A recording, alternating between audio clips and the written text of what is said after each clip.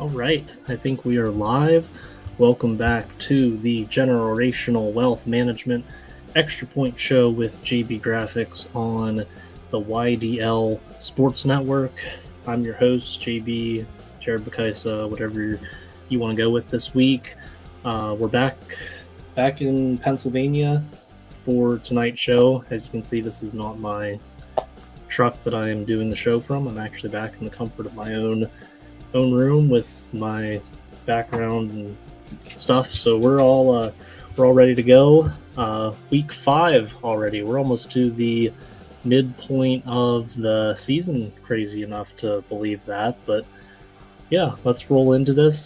First thing I guess we should do is thank our sponsors that we have. Obviously, our main sponsor, Generational Wealth Management, is the main sponsor of our show. Generational Wealth Management, John Bongiovanni, Lucas Slazak, and Adam Jacob. Generational Wealth Management in Erie and Bradford are here for your investment needs. They offer world-class investment services and internationally recognized insurance products from Northwestern Mutual, an industry leader. Find out more at gwm.nm.com.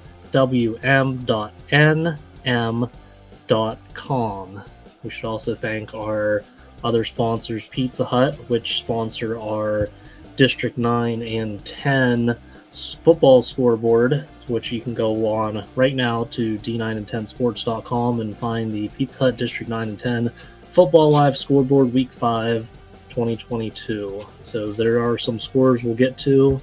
We'll also thank Warren County Visitors Bureau for sponsoring tonight. Warren County Visitors Bureau, Pennsylvania's all-season destination. Warren County, simple, pure, real. I'll play those 3 ads, I may say, for us, and then we will get into the scores from tonight. Whether retirement is just around the corner or years away, John Bongiovanni, Lucas Slazak, and Adam Jack of Generational Wealth Management in Erie and Bradford are here for you. John, a Forbes-recognized best-in-state wealth advisor, Lucas and Adam provide customized investment advisory solutions and retirement planning services. Generational Wealth Management offers world-class investment services and internationally recognized insurance products from Northwestern Mutual, an industry leader. The Generational Wealth Management team provides a high level of expertise and service to their professional and business clients. Contact the Erie office at 814-651-0838 or the Bradford office at 814-368-4065 or check them out online at gwm.nm.com. What's the recipe for surprising the kids, treating yourself, and ditching dish duty? You're looking at it. Order your Pizza Hut faves like original pan, original stuffed crust, and more at pizzahut.com. No one out-pizzas the Hut.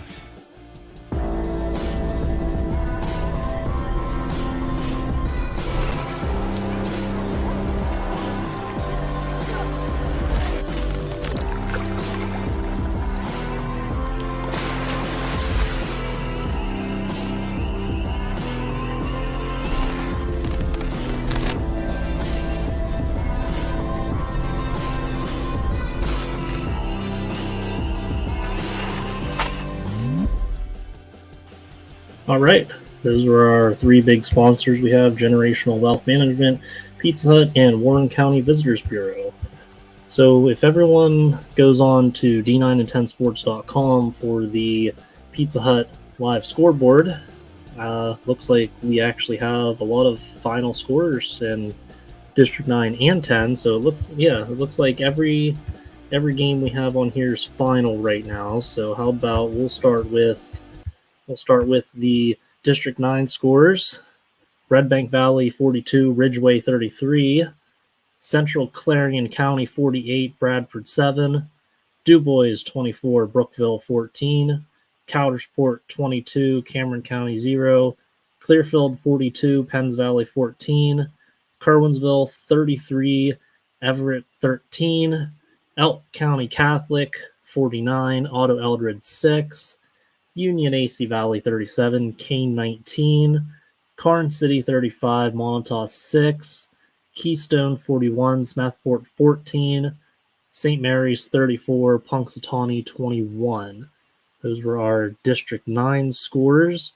Moving into District 10, we got Cambridge Springs 33, Iroquois 7, St. Francis, New York 28, Cathedral Prep 26, Mercer 45, Cochranton nothing, Eisenhower 35, Lakeview 13, Reynolds 64, Maplewood 0, Sagertown 35, Union City 0, Northwestern 21, Oil City 20, Seneca 46, Titusville 35, Sharpsville 14, Greenville 12, Sharon 33, Wilmington 14, Grove City 22, Slippery Rock 21, Meadville 62, Conneaut nothing, General McLean 37, Corey 20, Fort LaBeouf 24, Northeast 21, Harbor Creek 42, Girard 6, Butler 37, Erie 20,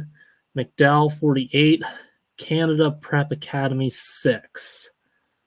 And tomorrow's action for Saturday, we have Bucktail at Sheffield, Brockway at Port Allegheny in District 9 action. And then on District 10 action, we have St. John's Catholic Prep from Maryland at Kennedy Catholic, Mercyhurst Prep at Franklin, Hickory at Farrell, and Fairview at Warren. So those are the 4 games in District 10 action that are happening tomorrow. I don't think there were any Thursday games, so all the final scores that I just read off are all final from tonight. Just looking, doing a glance at all the scores, it looks like there were a lot of close games in District 10 compared to the District 9 action. I'm hoping that Andy and Brian will hop on here soon and can give me some insight on how some of those games went. I mean, we had some close ones. Like I said, we had Northwestern 21, Oil City 20. That was a pretty close game that I'd like to hear a little bit more about. Sharpsville 14, Greenville 12, Grove City 22, Slippery Rock 21, Fort LaBeouf 24, Northeast 21. So there were a lot of games in District 10 that were at least 1-score games. If you look at the District 9 games, a lot of the games didn't look like they were really that close, where I think the closest game that we had was the Red Bank 42, Ridgeway 33 game.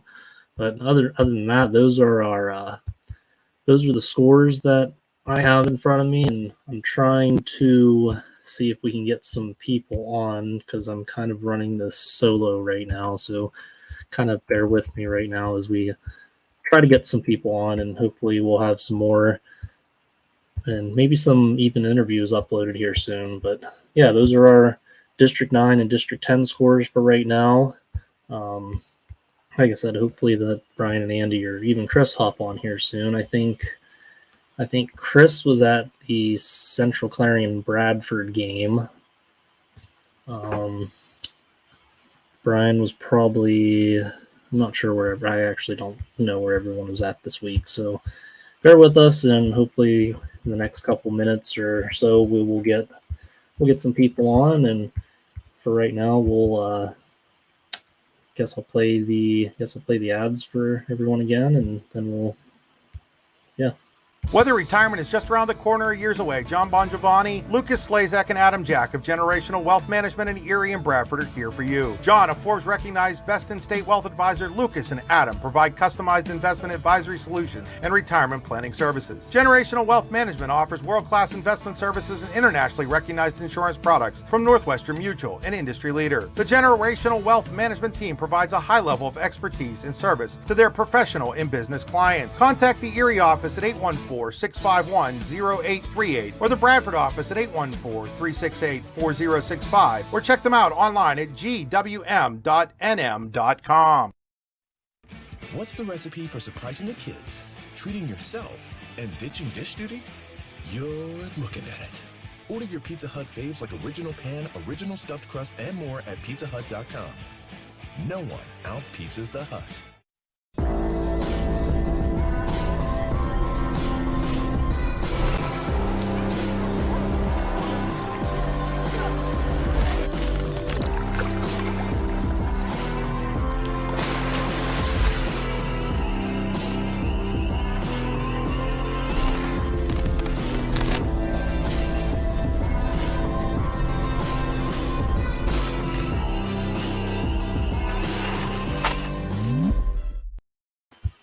And there you have it. Those are our 3 big sponsors that help bring the show to everyone who's watching or listening. Generational Wealth Management, John Bongiovanni, Lucas Slazak, and Adam Jack of Generational Wealth Management in Erie and Bradford are here for your investment needs. They offer world-class investment services and internationally recognized insurance products from Northwestern Mutual, an industry leader. Find out more at gwm.nm.com. And also thank Pizza Hut of Clearfield, Clarion, Brookville, DuBois, St. Mary's, Grove City, Phillipsburg State College, Lock Haven, and Bellefonte. No one out-pizzas the Hut. And Warren County Visitors Bureau, Pennsylvania's all-season destination. Warren County, simple, pure, real. So those are our 3 sponsors, like I said, that bring to you the Extra Point Show with JB Graphics on the YDL Sports Network. So yeah, those are our, like I said, those are our sponsors, and we're still trying to work on getting some people on. I just texted Andy and Brian to see if they'll be on. Hopefully one of them hop on soon. But I guess we'll just go through the scores again for anyone who's just jumping on or tuning in right now. District 9 action: Red Bank Valley 42, Ridgeway 33, Central Clarion County 48, Bradford 7, DuBois 24, Brookville 14, Coudersport 22, Cameron County 0, Clearfield 42, Penns Valley 14, Kerwinsville 33, Everett 13, Elk County Catholic 49, Otto Eldred 6, Union AC Valley 37, Kane 19, Karnes City 35, Montauk 6, Keystone 41, Smethport 14, St. Mary's 34, Punxsutawney 21, Cambridge Springs 33, Iroquois 7, St. Francis, New York 28, Cathedral Prep 26, Mercer 45, Cochranton 0, Eisenhower 35, Lakeview 13, Reynolds 64, Maplewood 0, Sagertown 35, Union City 0, Northwestern 21, Oil City 20, Seneca 46, Titusville 35, Sharpsville 14, Greenville 12, Sharon 33, Wilmington 14, Grove City 22, Slippery Rock 21, Meadville 62, Conneaut 0, General McLean 37, Corey 20, Fort LaBeouf 24, Northeast 21, Harbor Creek 42, Girard 6, Butler 37, Erie 20, McDowell 48, and Canada Prep Academy 6. So those are all our scores that we have our final right now. Yeah, so like I said, we're at the midpoint of the season already, week 5. I think a lot of teams usually have 10 games and then the postseason. So yeah, crazy that this is the 5th episode already. And thanks for everyone who's tuned in for all 5 episodes. I hope you enjoy. I'm sure you probably enjoyed a lot more when we have some guests on rather than you listening to me read off the scores. I actually wonder if there's a way we can run the scores on a thing like a screen on the bottom, kind of like what you see on ESPN. So I guess for the time being, I guess we'll mess around with that for right now.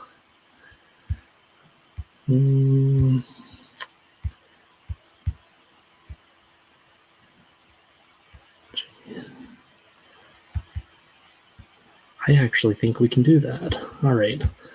I guess we're gonna mess around with that. We're gonna get something, because I see like they have the Union. That was from last week. That's not from this week, everyone. Let's see. Let's create a banner.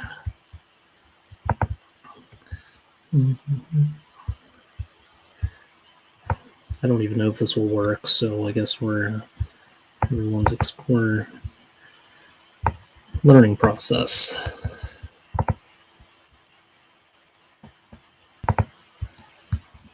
Oh, nope. There's a 200 limit on there, and we have exceeded the limit.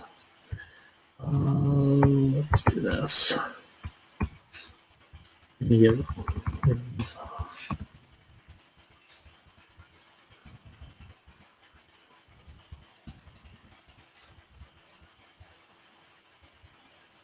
no, I guess that's the only thing. Let's try it. See what this looks like. Red Bank Valley 42, Ridgeway 33, Central Clarion County 48, Bradford 7, DuBois 24, Brookville 14, Couchville 22, Cameron County 0, Clearfield 42, Penns Valley 14. Yeah, so that's I wish the limit was longer so I could just copy and paste all the scores from the Pizza Hut scoreboard, but I guess since we have time, I probably could make some more banner. I don't really like the formatting of that, actually. Let's see if we can edit that.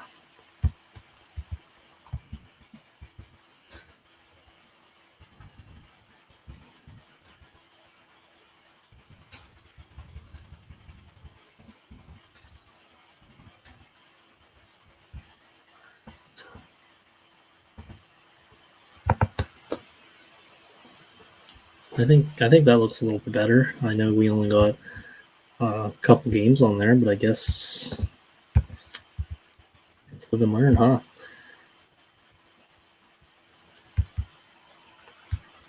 Let's create. So we left off at Clearfield, Penns Valley. I guess let's create another one.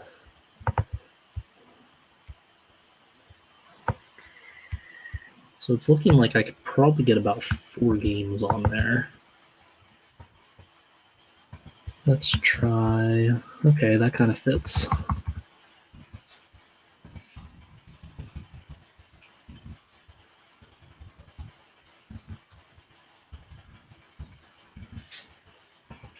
don't have room for the last 2, actually. For District 9. Let's try this.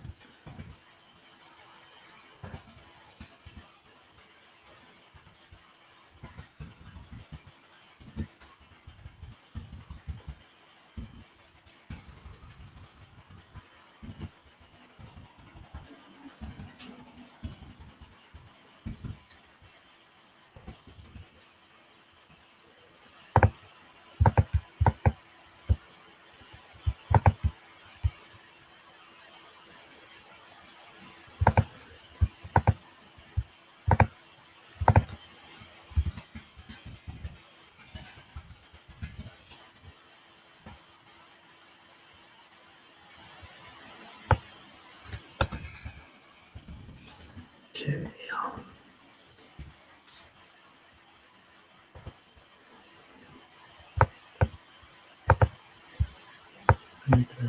There we go. All right. So there we go. I got all our District 9 scores on there. So we got, we'll restart it. Carbonsville 33, Everett 13, Elk County Catholic 49, Otto Eldred 6, Union AC Valley 37, Kane 19, Karn City 35, Montauk 6, Keystone 41, Smethport 14, St. Mary's 34, Punxsutawney 21. So that's all our D9 scores that we have. Unfortunately, it has to be on 2 different tickers.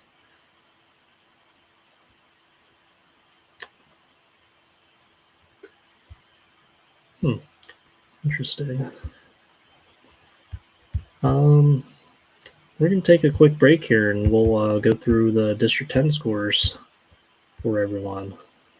If I can find where those are at. Let's go. Let's mix it up. Let's.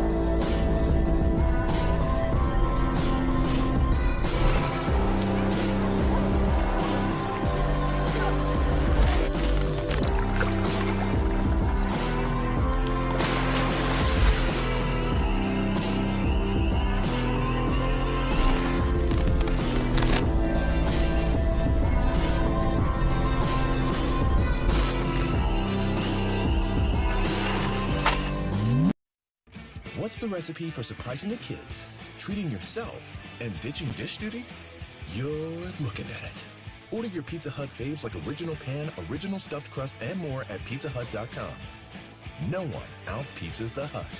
Whether retirement is just around the corner or years away, John Bongiovanni, Lucas Slazak, and Adam Jack of Generational Wealth Management in Erie and Bradford are here for you. John, a Forbes-recognized best-in-state wealth advisor, Lucas and Adam provide customized investment advisory solutions and retirement planning services. Generational Wealth Management offers world-class investment services and internationally recognized insurance products from Northwestern Mutual, an industry leader. The Generational Wealth Management team provides a high level of expertise and service to their professional and business clients. Contact the Erie office at 814-651-0838 or the Bradford office at 814-368-4065 or check them out online at gwm.nm.com. All right, we're back from our ad break. We can thank Generational Wealth Management, Pizza Hut, and Warren County Visitors Bureau for sponsoring tonight's show. Still kind of waiting. I don't know if Brian's going to be on. I just texted him and he said he's on his way back from Bradford, so that might be a little bit before he hops on. If anyone who's watching, if you have any stat lines or anything that you would like me to read off, feel free to comment that, because we're kind of running dry right now with I'm trying to get people on and it's not going so smooth right now. So I guess if you have any stat lines or stories or anything, please comment and we can discuss it that way. You can kind of be my guest for right now. I'll pull it up onto the screen and discuss it that way. So if you're watching this, please help out. I guess while we're waiting for that, I'll read through the District 10 scores, because if you were just watching on the ticker, I only had one half of the D9 score. So District 10 action, we got Cambridge Springs 33, Iroquois 7, St. Francis, New York 28, Cathedral Prep 26, Mercer 45, Cochranton nothing, Eisenhower 35, Lakeview 13, Reynolds 64, Maplewood 0, Sagertown 35, Union City 0, Northwestern 21, Oil City 20, Seneca 46, Titusville 35, Sharpsville 14, Greenville 12, Sharon 33, Wilmington 14, Grove City 22, Slippery Rock 21, Meadville 62, Conneaut 0, General McLean 37, Corey 20, Fort LaBeouf 24, Northeast 21, Harbor Creek 42, Girard 6,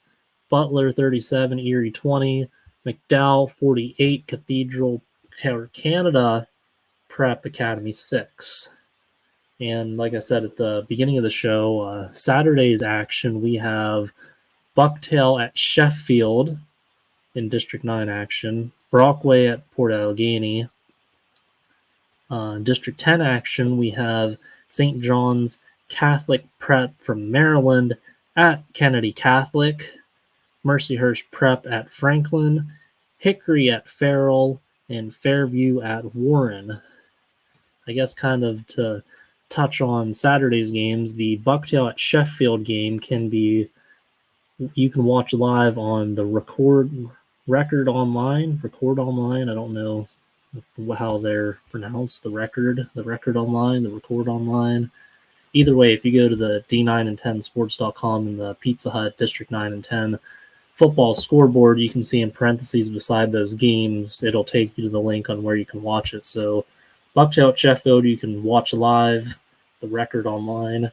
Brockway at Port Allegheny, you can listen live on Sunny 106 FM, or you can watch on Port Allegheny YouTube.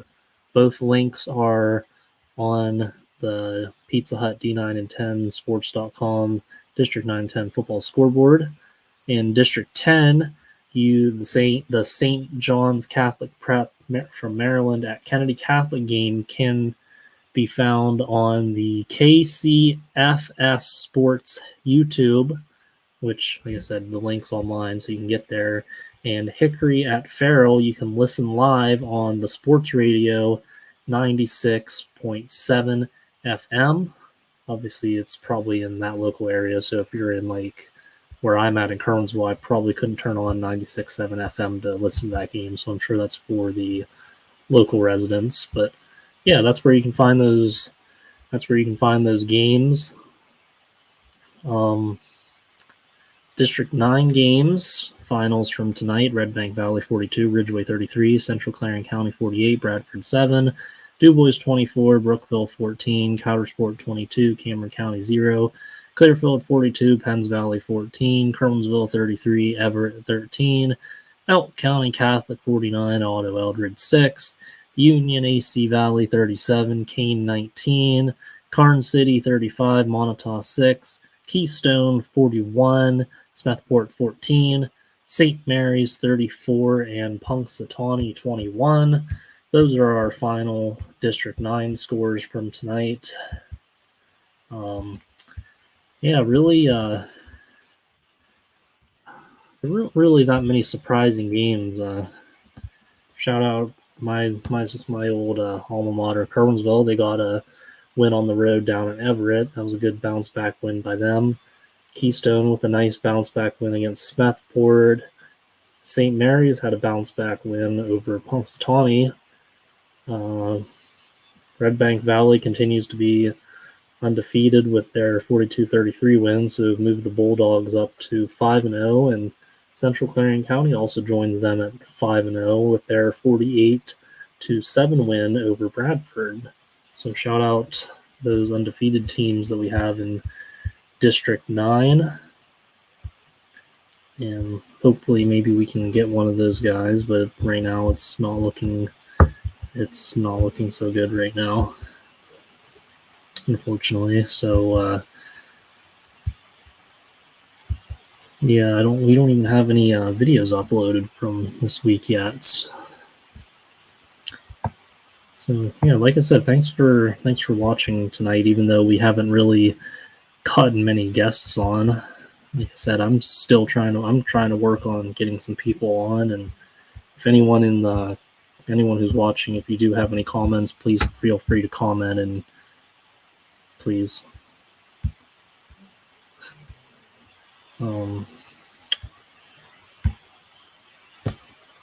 just go with the ticker for a minute.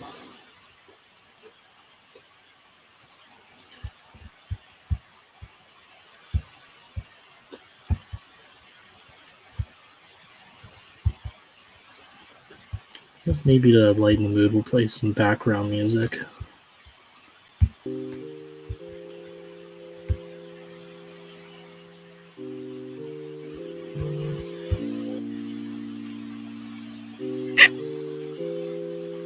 All right, Andy just texted me, so he'll be hopping on here in a few minutes, so he might be able to give us some more insight tonight on how tonight's games went. I'm excited to hear what he has to say about which game he was at. So we'll give it a few minutes for him to hop on, and we'll get some content then me trying to read off the scores over and over again. So bear with us for a few more minutes. Andy should be hopping on here shortly, and we'll continue on with some more football talk. If anyone wants to comment, please drop a comment with any stats or whatever you feel like.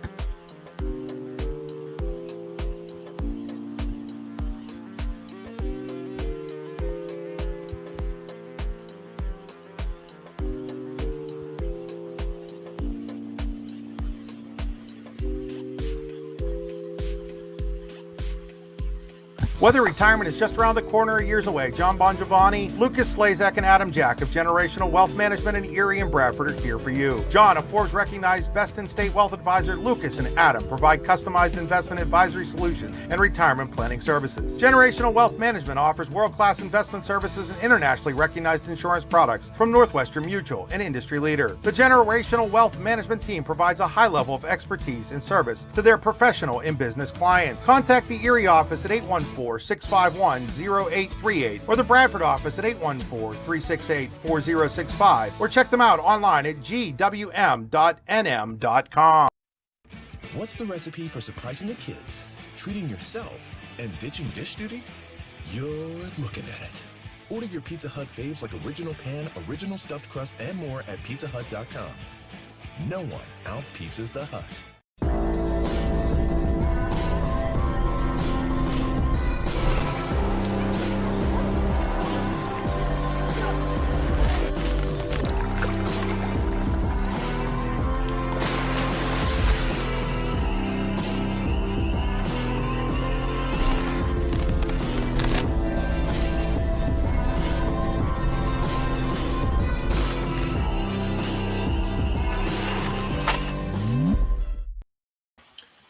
All right, we're back.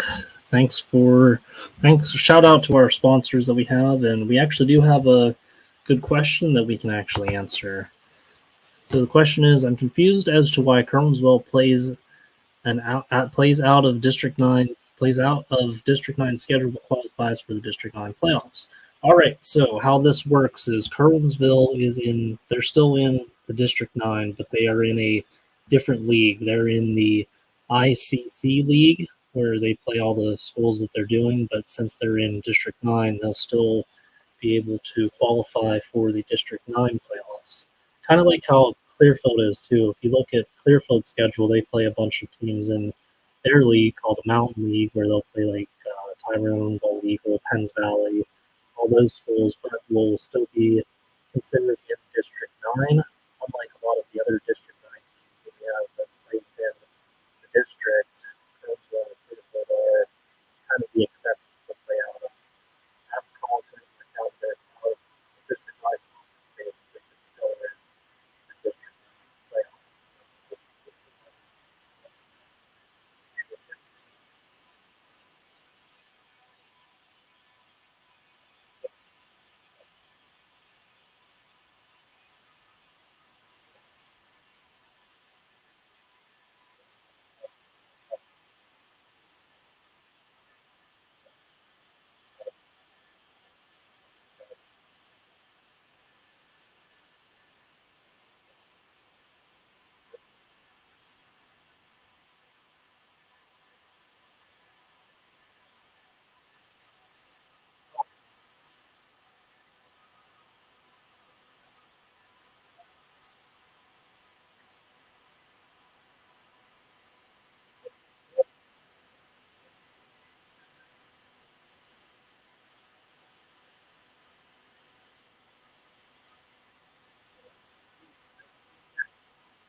GWM.com. Also, shout out Pizza Hut of Clearfield, Clarion, Brookville, Dubois, St. Mary's, and Grove City. No one out-pizzas the Hut. And Warren County Visitors Bureau, Pennsylvania's all-season destination. Warren County, simple, pure, real. Those are our big sponsors that help bring the show to you for the District 9 and 10 post-game show. I guess we'll read off the scores again for anyone who's tuning in late. District 9 action.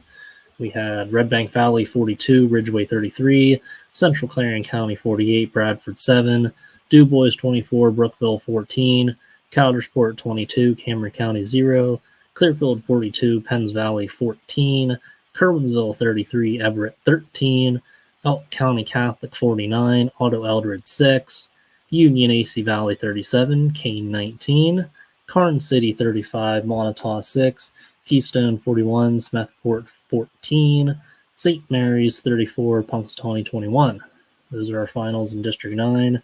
Finals in District 10, Cambridge Springs 33, Iroquois 7, St. Francis, New York 28, Cathedral Prep 26, Mercer 45, Cochranton 0, Eisenhower 35, Lakeview 13, Reynolds 64, Maplewood 0, Sagertown 35, Union City 0, Northwestern 21, Oil City 20, Seneca 46, Titusville 35, Sharpsville 14, Greenville 12, Sharon 33, Wilmington 14, Grove City 22, Slippery Rock 21, Meadville 62, Conneaut 0, General McLean 37, Corey 20, Fort LaBeouf 24, Northeast 21, Harbor Creek 42, Girard 6, Butler 37, Erie 20, McDowell 48, Canada Prep Academy 6.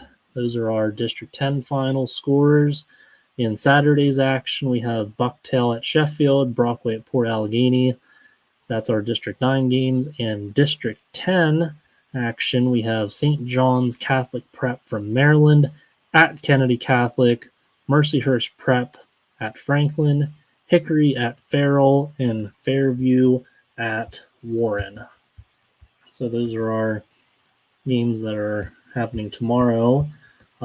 If anyone in the area is watching this now, I will be at the Brockway at Port Allegheny game tomorrow. So if you're at that game, you can catch JB Graphics on the sidelines taking some pictures. So if you're in the Brockway or Port Allegheny side, I'll be getting some pictures of you guys. All right. So yeah, if you're, like I said, if you see me there at Port Allegheny, I have not been up to Port Allegheny since 2014.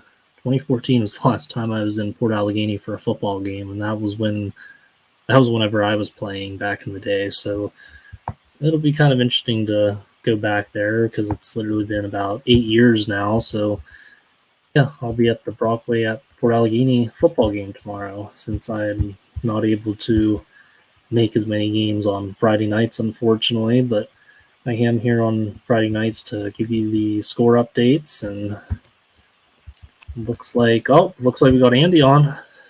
Hey, Jared, what's going on, man? Oh, not much. How you doing? Doing good. Just got back from Bradford, where I saw Central Clarion move to 5-0 with a 48-7 win over the Owls. All right. Yeah, we've kind of been struggling with getting some people on, so I'm kind of glad that you're here to kind of relieve the fans of me just talking about the scores. Absolutely. And don't know if you saw, we got an interview in there. I wasn't sure if you ever play that from my game. Oh, no, I haven't gone. I haven't seen anything yet. Actually, the last one I have is the Dawson Camper Union AC Valley one. Okay, check towards the top. Oh, Connor. Okay, yeah, I see that. Yeah, let's play that real quick. First of all, our Allegheny Gorilla Foxburg player of the game. First of all, congratulations on the win. Thank you, sir. You guys ran the ball great tonight. You ran hard. I thought the offensive line opened up some holes for you. What was working in the run game for you guys? Just that 26 power, and 23 ISO, 24 ISO. Just line making great wide holes for me to get through. I couldn't do it without the line. How much fun is that running behind those guys? It's a blast. It's the biggest adrenaline rush you ever get. Mm-hmm. I love it. Yeah. And defensively, you guys were great again as well. They kind of drive down the field in the opening drive. You guys get the interception, and then you guys really shut them down after that. How much pride do you guys take in shutting teams down like that? We live for it. That's why we come out here. That's our goal every time we come out here is to shut them down. Obviously, this game might be a game that's, some people say, oh, they can overlook Bradford because they're 0-4 or whatever. But, you guys really, it seemed like, came out here with an attitude and executed the way you wanted to. Where does that start? Coach Egg is always telling us, give every team the same respect no matter what the record is. So we just come out here. I mean, it's the same plan every time. Come out here and absolutely dominate. Mm-hmm. You guys have dominated all seasons to the tune of 5-0 now. Just how much fun is this? Like I said, biggest adrenaline rush in your life. It's nothing better. Can't compare it to anything else. Yep. Midway point of the regular season now, you guys are right where you want to be. What are the keys to kind of keep this rolling? Just have heart. It's the main thing. That's why we do so well. Everyone out there wants to play. They play with heart. We just want to win. That's our main goal. We don't want to stop. Awesome, man. Well, thanks. Great game, and thanks for taking a few minutes. Thank you. All right. Yeah. Was that game more of a more of a run game, ground and pound type of game? It was a mix of both. Connor Kopnitsky there again, over 100 yards on the ground. Jace Ferguson actually threw for 4 touchdown passes. They only threw the ball, I think, 13 times, and 4 of them went for touchdowns. Just that offense firing on all cylinders. And as you heard me ask him the question, Bradford kind of got the ball to start the game, drove the ball down the field about the 20-yard line. Tommy Smith comes up with an interception, returns it back into Bradford territory. And that was pretty much it for the Bradford offense. The Wildcats really shut them down after that. They did what they do on offense. I mean, outside of the Port Allegheny game where they had to come from behind, but a lot of lopsided victories. And sitting at 5-0 right now, they got to be feeling really good about where they're at. Yeah, I would agree with that. Let's add Brian's here. What's going on, Brian? Not much, guys. How we doing? Well, I know how Andy's doing. We just drove back from Bradford together. So Yeah. Yeah, that sounds like it was a pretty good game. I'm definitely used to hearing 23 ISO, 26 power, and all those run games growing up in the Kernsville, old school Kernsville football offense. So it does sound like Clarion's definitely found something this year. And like you said, like another lopsided win for the Wildcats. So that's good for them that they're on the roll that they're on. yeah, it's absolutely almost a flawless game offensively for the Wildcats. They were able to do pretty much what they wanted through the air, and as Andy alluded to, really got the ground game going today too, which is something they haven't really been able to do through the first 4 weeks of the season. But all of a sudden, that offensive line was opening up some big holes, and really, were it not for a couple of really good open field tackles by Bradford, probably could have gone off for a lot more. Would you agree, Andy? Oh, absolutely. Yeah, Bradford, to their credit, played tough. Just Central Clarion at the point of attack was bigger. They were more physical. It really controlled the line of scrimmage. But yeah, Bradford, Lucas Lactash, I thought, played a nice game for Bradford, but just way too much from the Wildcats. Yeah, that's good to see. Oh, it looks like we got Chris. I don't know if he's good or not. Oh, all right, he's good. Can you guys hear me? Yes. So, What's up, Chris? what's going on, guys? Well, not too much. We kind of all hopped on about the same time here. Andy, are you going through a tunnel right now? I am not. You just did like a whole 360 right there. Andy, did you pay your electric bill? Yes. Hold on one second, guys. I'll be right with you. Brian, like your Penn State shirt. Thank you. I appreciate that. Did I miss the memo to wear Penn State today, or Yes, obviously you did. is Andy wearing Penn State? Or are you wearing Penn State? We can't tell No, because Andy's confused right now. Plain Under Armour. This is the hard hitting stuff that people come to this post game show for. Absolutely. Yeah. Well, Chris, Our how was your game tonight? For a half, it was good. Montauk came out, had a 6-0 lead at the end of the first quarter. Should have been more, really. Karn City had trouble with kickoffs early in the game. The first kickoff was like kind of pooched up in the air, and Montauk recovered it, but drove inside the 20, but couldn't score. Then next time then Montauk finally did score and make it 6-0. And then on that kickoff, Karn City fumbled it away, and Montauk again couldn't score. So the Warriors weren't helping their own cause. And then eventually Karn City got things going offensively. And what a different team that they look like with Eric Buar without a cast on his arm, throwing the football. Just threw for about 100 yards tonight, but 3 touchdowns, and it just opens everything else up offensively for them. Yeah, Karn City's on a pretty big roll right now. I mean, me and Brian were talking about that a couple weeks ago after their 0-2 start, and now they're on a little win streak that they got going right now.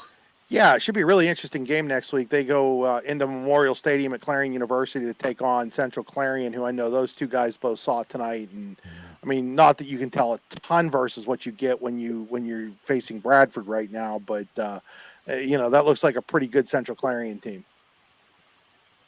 Yeah, we were just saying if their offensive line is able to open up holes in the running game anywhere near the way they were tonight, then that offense just became a whole lot more dangerous.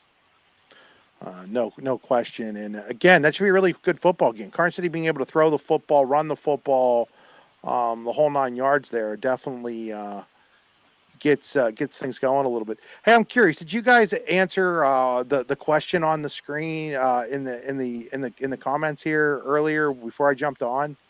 I am confused as to why Kernsville plays out and how the District 9 schedule qualifies for the District 9 playoffs. Yeah. Yes, I did answer that. I was kind of struggling for the first half hour with trying to I've been trying to message people to join the show, and it has not gone so hot. So for the first half hour, everyone just got to listen to me read the scores over and thank our sponsors. So I'm glad you guys are all here now, and it's not as awkward as me just sitting here reading the scores. Hey, no love tonight, Jared. No. I even add, like, I'm glad this person actually commented, because I even like said on the show, I'm like, hey, please help send some questions. It doesn't have to be like just send me questions, something. This is a lot better fire now. Jared's no longer loved. Yeah, I guess not. They were expecting you to come live from your truck again this week, Jared. Yeah. Then when you didn't, you confused them all. Yeah, I guess I got to be out of state then, huh? I don't care when you're out of state. Yeah. You know, it just They'll miss me when I'm gone. it wasn't. You know, I mean, I don't know. What the heck was going on with Red Bank in the first half tonight? Yeah, we were funny. We were commenting on that at halftime of our game, and then whatever was going on, they apparently took care of it. Yeah. Although they still gave up 33 points. They did. Yeah, uncharacteristic for them, but Ridgeway's obviously down this year, but gave them a game. As I'm looking across the scoreboard here, Countersport 2 shutouts in a row. How about the Falcons? Yeah, after giving up 70, they don't give up anything. Yeah. Go figure, right? Yeah, I mean, Keystone struggled a bit there with Smethport for a while. Now, I just saw a text message that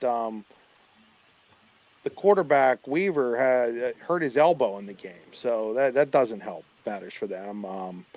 Nellis ran for 140 yards and 3 touchdowns. Albright ran for 111. Keth came in and played quarterback, went 2 for 7 for, it looks like, 100 yards and a touchdown. Albright also caught 3 touchdown passes, and Drew Slogenhoff returned an interception for a touchdown. So, they kind of pulled away there. Can somebody explain to me how, like, 3-4 weeks ago it was Elk 35, Auto 30, and this week it was 49-6? I cannot. Like, there's just certain things that don't make any sense at all. Yeah. It's crazy that the Red Bank Ridgeway game was actually the closest Cherry. game. Oh my goodness! I just got the stats. Noah Cherry ran for 5 touchdowns tonight for Elk County Catholic in that game. Again, they don't throw the ball ever. Like, they threw the ball like 7 times. Was anyone from Auto Eldridge hurt in that game? Like this game that could have affected that game? Andrew Scheinfeld just didn't get it done. 16 of 33 passing for 61 yards. And they couldn't run the football. And so if they can't throw the ball, and they're in trouble.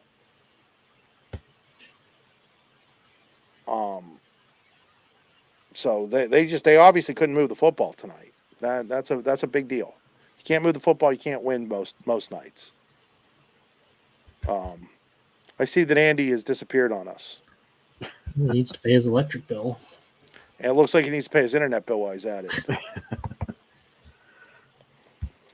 We love him. Did any of you guys hear anything about District 10? Because District 10 actually had a lot more closer games than District 9 did. There was a huge upset in District 10 tonight.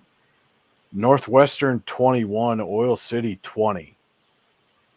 Is that an upset, Brian, or is that just that Oil City had to play somebody that wasn't a complete sieve? Well, no, that's an upset. And I'm looking. Our friend Joe Lilnaski was at the game, posting some stats. He's got Ethan Knox 45 carries, 427 yards, and 3 touchdowns. How do you have a guy run for that many yards and you lose the football game? Well, here's the big stat of the night. Oil City had 16 penalties for 145 yards. Sure, Northwestern had 2 for 10. Oh, sure they did. Absolutely. Yeah, that seems legit, doesn't it? Yeah, that seems on the up and up. Yeah, that's on the up and up. I'm buying that all the way. And again, those are courtesy of Joe Lodnowski, who called the game over for Oil City Radio. Yeah, And- I'm buying those stats. Yeah, of course. 16 penalties versus 2. Yeah, the other team did nothing, and the other. Where was that game at, Brian? I believe it was at Northwestern. Let me double check, make sure I get that correct here. Seems like it's on the up and up. Everything seems on the up and up there. Seems pretty fair. Yeah. I mean, what'd they do? Pull out like 6 people from the stands, like that were in Northwestern gear to referee that game? It kind of sounds that way. Now, Brian, we're not allowed to say that kind of stuff. Wow. Well, somebody might get mad. But Somebody might get mad at us. Andy and I were checking in on that broadcast at various points throughout our game, and Joe was essentially saying the same thing.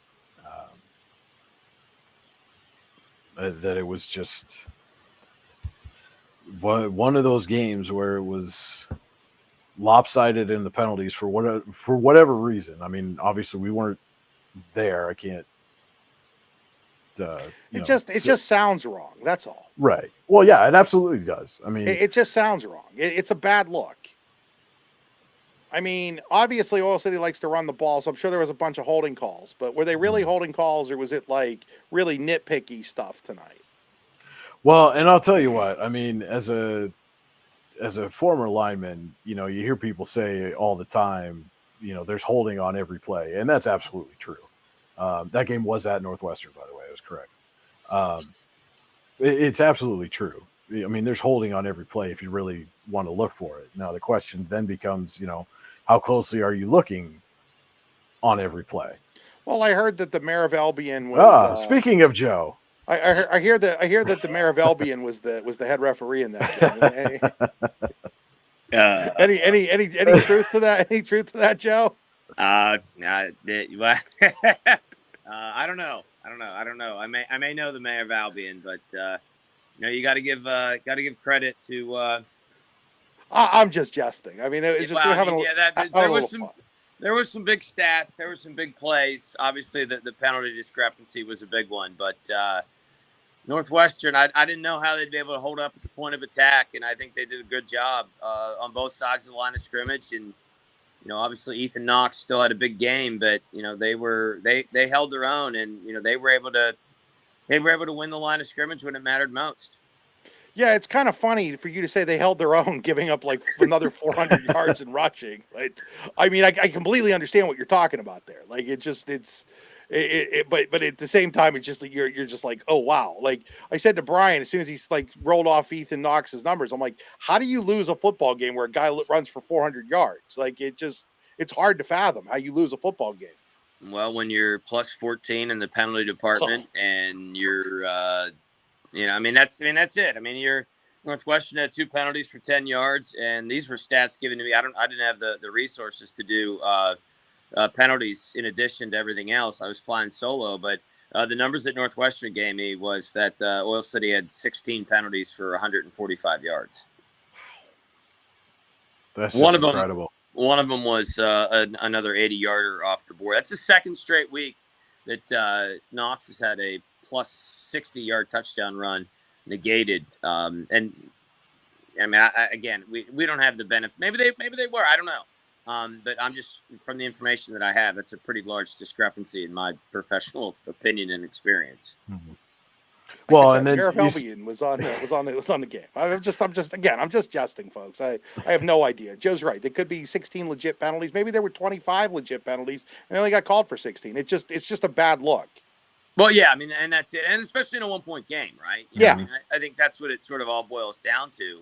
But the thing is that you talk about special teams, and everybody talks about them when they don't work, and when they do work, everybody sort of takes them for granted. And, I thought the Campbell kid, all thing that was considered, making the PAT with 3 seconds left to eventually take the lead. But, they were perfect in their extra point tries, and the Oilers were not. They went 1 for 3. So, I mean, again, you could, I do this every day. I pick a stat and I try to force feed an argument to make sure that I'm right, based on a stat. You can manipulate numbers however you like. You're right. Give them credit. I mean, Mhm. that's kind of stuff that makes sports great. Seeing an upset like that, or what we all perceive to be an upset. I mean, who knows? Maybe 3 weeks from now we look down the road and it maybe doesn't look like an upset. Or maybe Oil City was looking ahead to Meadville a little bit. It would just be a natural reaction in some cases. Yeah, I mean, again, you got to look at it, big picture. Does it matter in the grand scheme of things? No, they're still in control of their own destiny. Certainly, it's not going to be ideal to then have to play Meadville next week. Was it a look ahead game? I don't know. That's not a great car ride from Oil City to Albion, let alone a good bus ride. And I do think with it was a wet surface with the dew because it was a chilly night. And, you could see footing being an issue. And I thought I didn't realize this, but this is the second of 3 games that Oil City is going to have to play on grass. And in District 10, you just don't see that very often. Most places have turf. No, you're right. I mean, and those are things you don't think about. And then, like you said, first night up until tonight, it was in the 70s. You get tonight, and it just all kinds of different factors. And plus, look, I know last week was a blowout, but it was still a rivalry game. So, you sandwich this between the rivalry game and the Meadville game, and those things sometimes happen. I mean, they are 15, 16, 17, 18-year-old kids. Well, yeah, and Oil City didn't do a terribly good job. Hey guys, I'm going to step aside for a second here. The 3 turnovers every time they put the ball in the air, it ended up. I mean, the Sutter kid had 2 picks for Northwestern, and again, I'm not saying I don't really care. It doesn't matter to me who wins or loses, but the outcome was certainly a bit of a surprise to me, and more so the fashion in which they did it. And again, I'm going to give Northwestern all the credit in the world. I thought they did a great job at the line of scrimmage. And, anybody that's watched Oil City under Dan York knows that the reason, they have the video game rushing numbers, whether it's Christian Cole or Ethan Knox, it's because they're dominant at the line of scrimmage. And they were not nearly as dominant at the line of scrimmage like they had been, or I quite frankly expected them to be, because Northwestern did not look up front the same way that Oil City did. Now Oil City was down one of their starting linemen. Odell didn't play tonight. Does that matter? Sure, it matters a little bit. Does it matter, to the point where we expected a blowout? Probably not. So again, you got to revert back to giving Northwestern all the credit in the world. Yeah.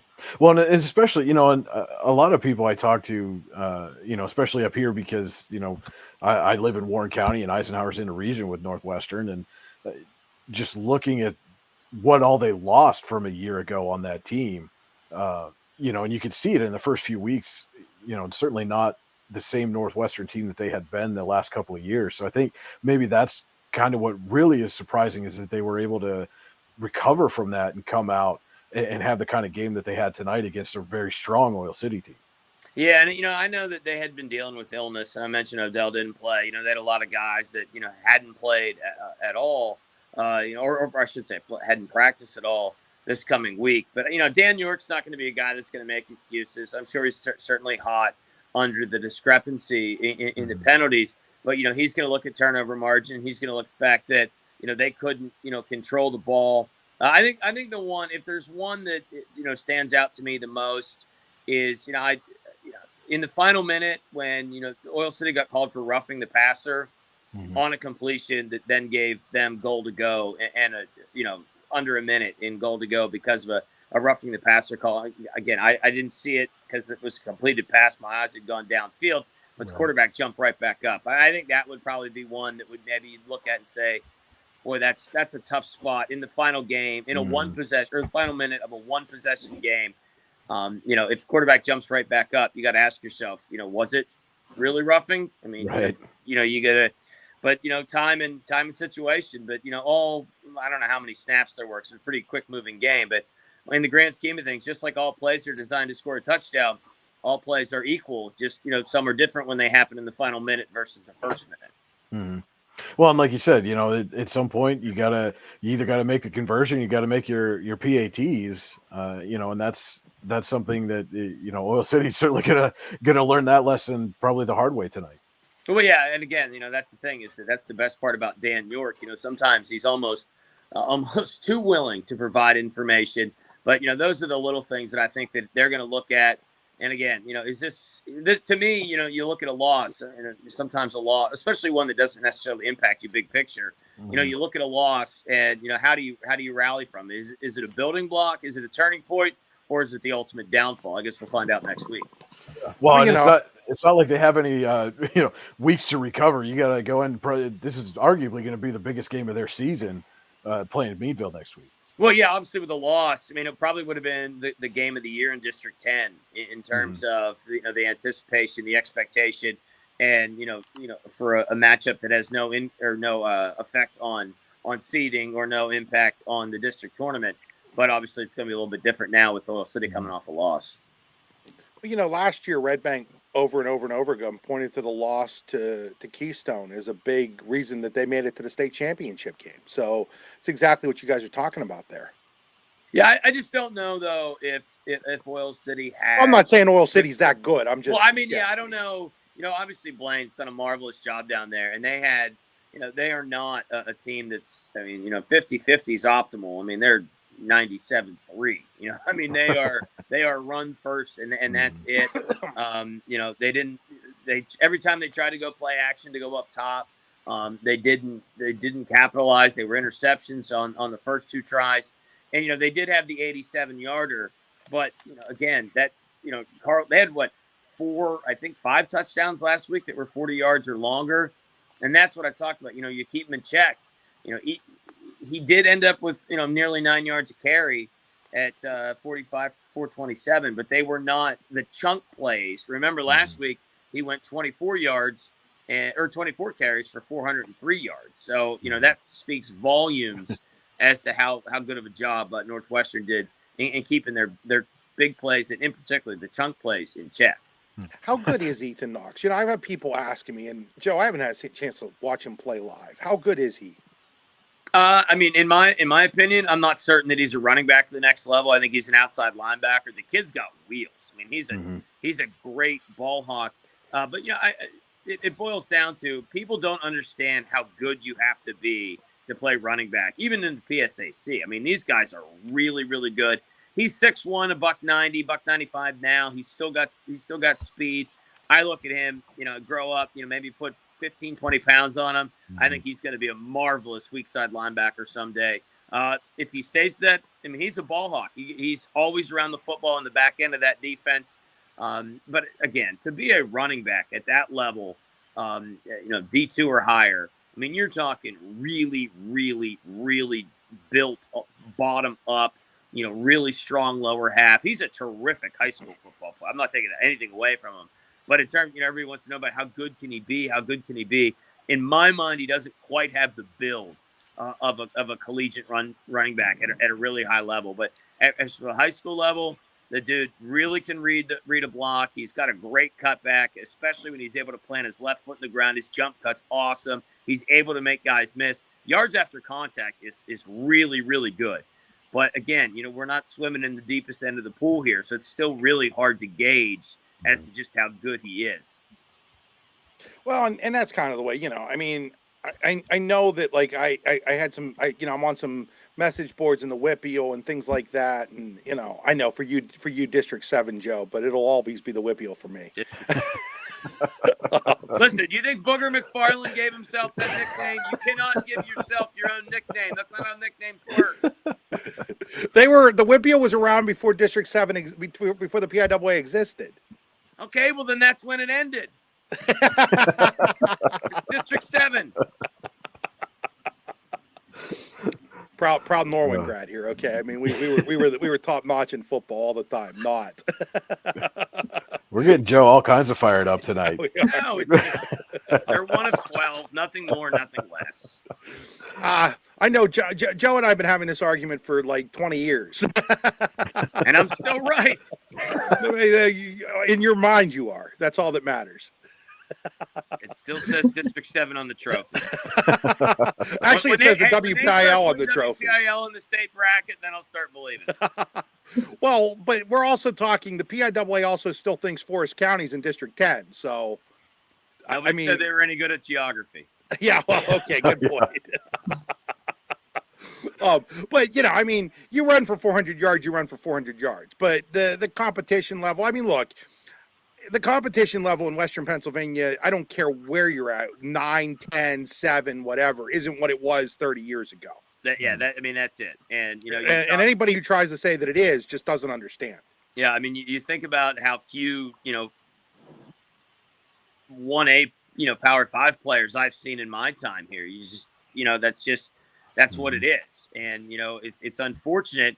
It's obviously a population issue. But, I mean, when you can sit here and not have to put a whole pile of thought into it, and you can start naming them all off the top of your head, that sort of speaks volumes as to how much, things have dropped off. But that's not limited to District 10 by any stretch. That is that is Western Pennsylvania. Brian and I were having this. Brian and I were having this conversation. I mean, you used to be able to look around the NFL, and there were like 3 or 4 or 5 surefire Hall of Fame type guys coming out of Western Pennsylvania. Aaron Donlin right now, that's it. Yeah. I mean, in terms of surefire Hall of Fame. I mean, that's not to take anything away from a guy like James Conner, who's carved out a really nice career for himself, or some other guys that are currently in the league. But the top end talent just is where it was, and it's a lot of the reason why, for Penn State and Pitt to be any good at the college level, they've got to go outside of Western Pennsylvania. Whereas 30, 40 years ago, they didn't have to do that. They could be really good recruiting just Pennsylvania. And of course, the other side of that coin is that, basketball in Western Pennsylvania has never been better. We're getting similar footing in terms of Division I basketball players as we are with Power 5 football players, which 30 years ago would have been unheard of. It's just kind of the nature of the beast. And, that's a different argument for a different day as to how we got here. But, long gone are the days where, there's 30 Pennsylvania guys in what would now be the top 300 in terms of recruiting rankings. And that's just not the case anymore. No, eventually, and sooner rather than later, the braggadocious of the Big 33 Super Bowl streak is going to come to an end. It probably. Well, I don't know how many years can Chad Henne be propped up as a backup quarterback? Maybe not. Hey, Joe, thanks for stopping by tonight. Hey. Don't be a stranger. Hey, before Joe goes, you guys complimented me on my shirt. Joe's wearing the shirt right now. I got props to Joe. I'm gonna sleep in this. I got up and drive to Cal in the morning. Edinburgh shirt for Joe, man. I mean, for those of us, Joe, I guess I'm okay with starting. Next time you're on, I think I'll wear my IUP sweatshirt just to. Hey, we had a good run at Clarion, and we're my station still carries it, but I got kids, and I can't be driving 100 miles one way for a home game anymore. Well, at a home game for look, they're hopefully they're going to get better under Ray Monica, but right now they're still not very good. Well, I mean, it's we'll see. The West is, I think, going to be the usual suspects. Tomorrow, it's going to be interesting to see as we get into PSAC West play where that next tier falls. Where are you at tomorrow, Joe? Cal. Ooh, that's never an easy place to play.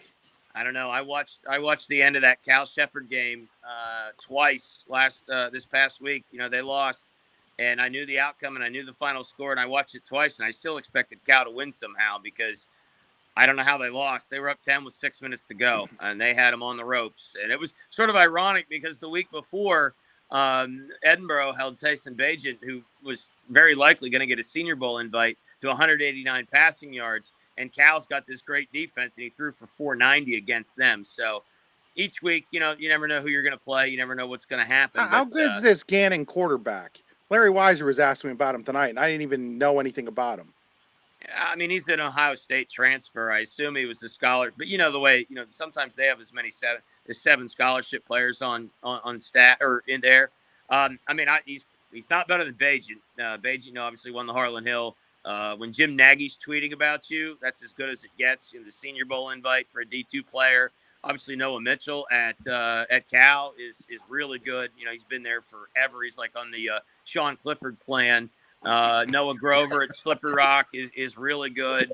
The league's, Chris, this league. Yeah, it's been that way. I mean, just a couple weeks ago there, Frank Signetti passed away. And I was saying Frank Signetti has a lot to do with my love of small college football, Joe, because it was I was a freshman at IUP, and IUP was coming off of a national title appearance. This would have been 1994, and they went to the semifinals that year. And he was also athletic director down there, and he put together programs. Men's basketball was a semifinal team with District 9 grad Mike Taylor from Clarion High School was the 12th man on that team. And if it hadn't been for that, and obviously I ended up working at Clarion for 15 years too, but if that's really where it started, like where, hey, they're a really good level of football, basketball at the Division II level. And I'm not sure everybody locally understands how talented that league, that PSAC really is at the end of the day.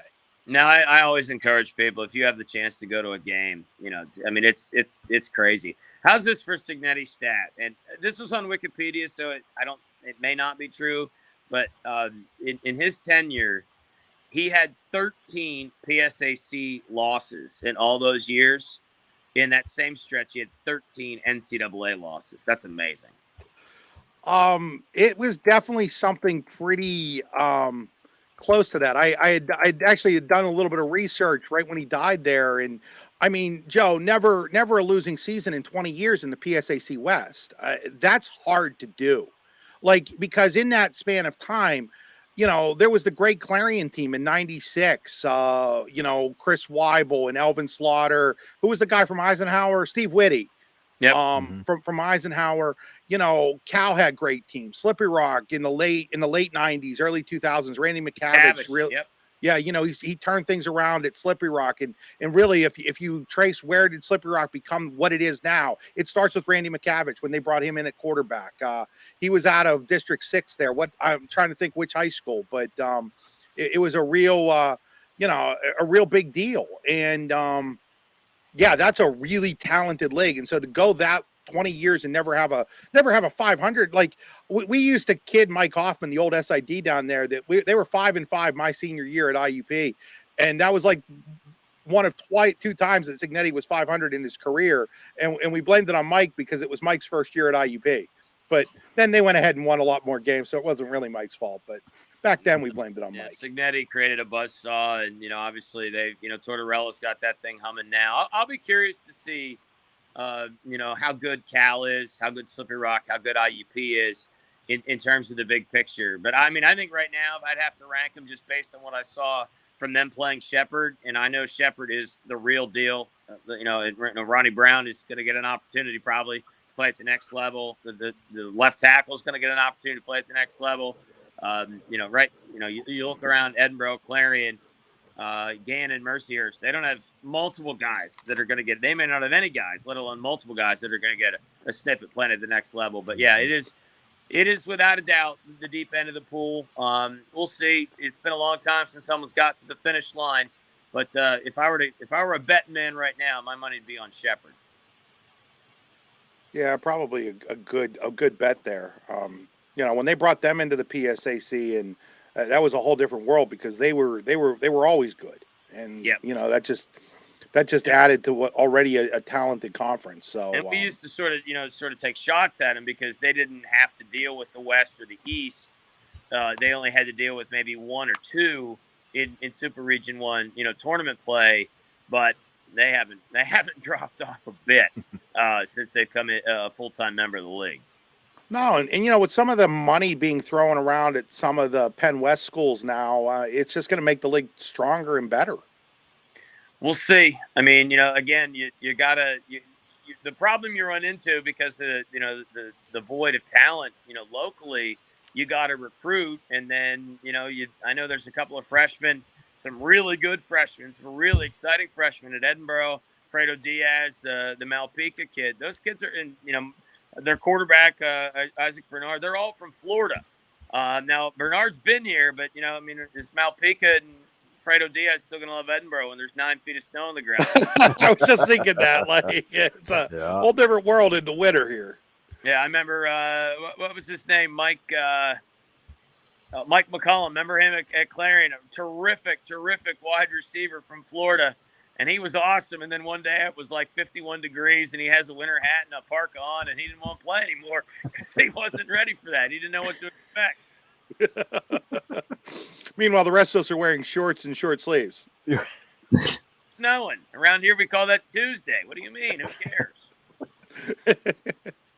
Well, again, Joe, thanks for joining us, and don't be a stranger on the show. You add to this. Seriously, this. I appreciate it, guys. Keep up the good work. Thanks for having me. Yeah, thanks, Joe. man. Thank you. Oh, I think time to bring the show to an end, guys. What do you think? Yeah, I agree. You want me to do one more score read off real fast, just for everyone that's still watching us? They can just go to d9and10sports.com and look at the scoreboard, Jared. I guess they could, or they could listen to me read the scores like I have all. Yeah. I know. I've let you down, Jared. I haven't gotten an interview for you the last 2 weeks. Oh, it's all right. But I mean, have you ever been to Montauk? I have never been. Montauk is actually. Brian has. Brian knows what I'm talking about. The press box is like 7 miles from the field. Yeah. I mean, it's like in a different area code. You need like a flight to get to the field. Like, it's just not happening. Yeah, Montauk is the one D9 school that I actually have not been to. Well, we're gonna have to rectify that at some point here, Jared. I will be going to the Brockway at Port Allegheny game tomorrow. That should be an interesting ball game, I think. Yeah, that's what I was thinking. I think the Bucktail at Sheffield game should be pretty good too.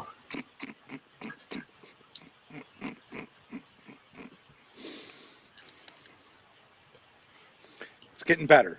Sheffield is they've hit that, it's just they're gonna turn the corner one of these years. Could be tomorrow. Could be tomorrow. Could be.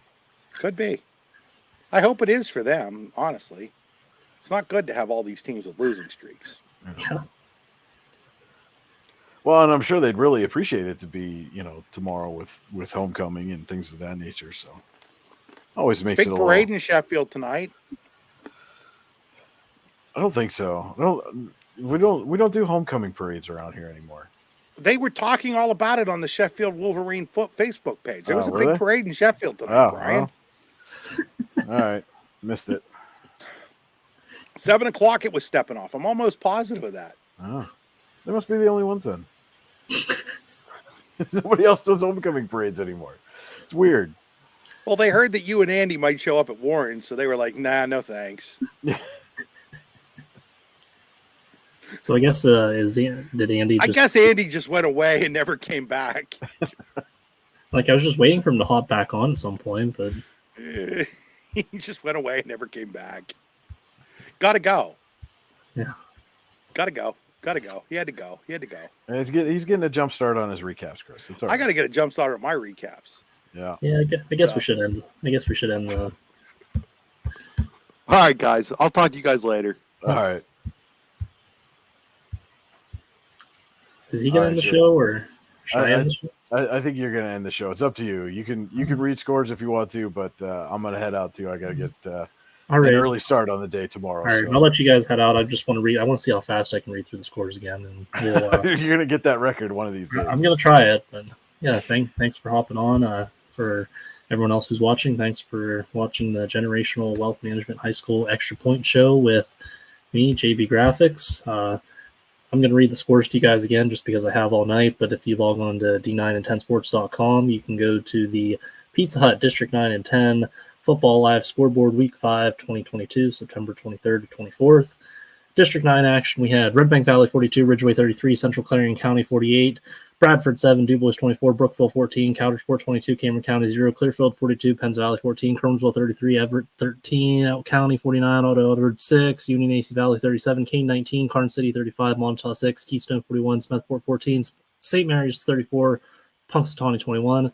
Those were our District 9 scores. On to District 10, we had Cambridge Springs 33, Iroquois 7, St. Francis, New York 28, Cathedral Prep 26, Mercer 45, Cochranton 0, Eisenhower 35, Lakeview 13, Reynolds 64, Maplewood 0, Sagerstown 35, Union City 0, Northwestern 21, Oil City 20, Seneca 46, Titusville 35, Sharpsville 14, Greenville 12, Sharon 33, Wilmington 14, Grove City 22, Slippery Rock 21, Meadville 62, Conneaut 0, General McLean 37, Cordy 20, Fort LaBeouf 24, Northeast 21, Harbor Creek 42, Girard 6, Butler 37, Erie 20, McDowell 48, Canada, Prep Academy 6. Final, those are our District 10 final scores. Tomorrow's games, we have Bucktail at Sheffield, Brockway at Port Allegheny in District 9, and in District 10, we have St. John's Catholic Prep from Maryland at Kennedy Catholic, Mercyhurst Prep at Franklin, Hickory at Farrell, Fairview at Warren. Those are our District 10 games.